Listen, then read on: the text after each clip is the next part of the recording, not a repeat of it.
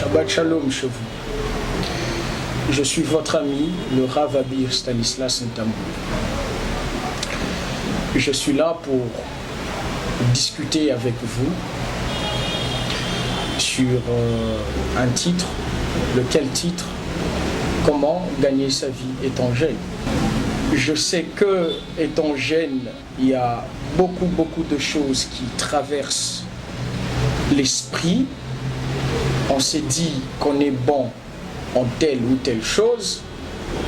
Demain, lorsqu'on essaye de côtoyer un autre milieu, on s'est dit, peut-être que je suis appelé à faire ça.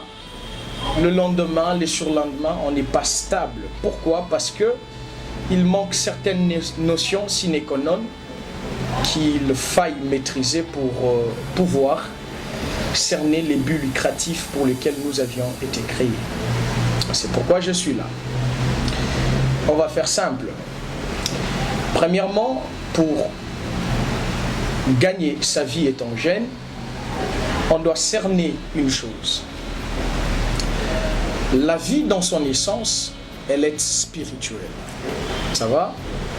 Si l'on cerne ces principes sine qua non, vous finirez par comprendre que les choses ne sont pas si compliquées que ça.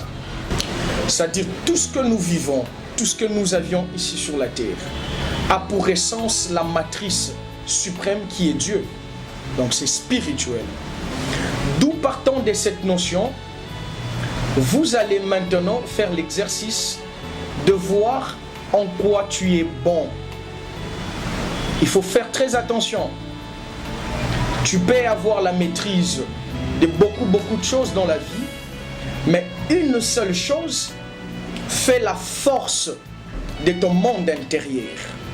C'est-à-dire, lorsque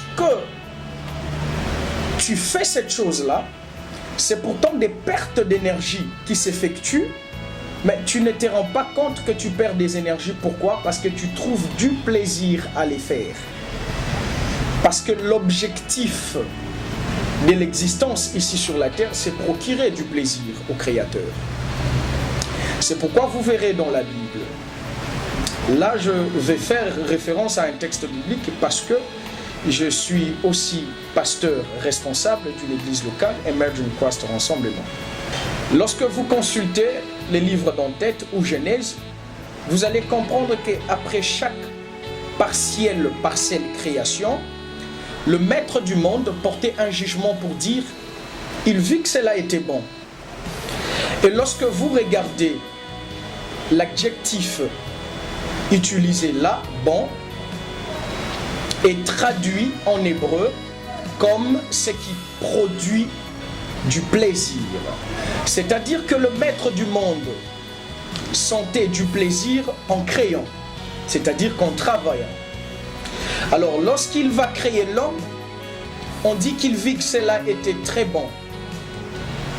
Ce qui revient à dire que l'homme est l'état parfait de tout ce qui existe dans le cosmos, c'est-à-dire sur la terre. Très bon veut tout simplement dire qu'il a éprouvé beaucoup plus de plaisir en créant l'homme parce qu'il a tout institué en l'homme. Alors, essaye de te poser la question, mon cher ami, ma chère amie, de là où tu es, en quoi tu es bon dans la vie. Suivez cet exemple. Voyez cet objet, je peux m'amuser avec cet objet plus d'une minute. Je joue avec. Scientifiquement parlant, le scientifique pourront dire combien de pertes d'énergie j'effectue en faisant ces mouvements. Mais je ne me rends pas compte de combien je perds d'énergie parce que je trouve du plaisir en les faire. Il y a aussi des choses qui sont en toi. Lorsque tu les fais, tu ne perds pas d'énergie au point de les constater personnellement. C'est ça que tu dois mettre au vu de tous dans la société. Chacun de nous a cette chose en lui.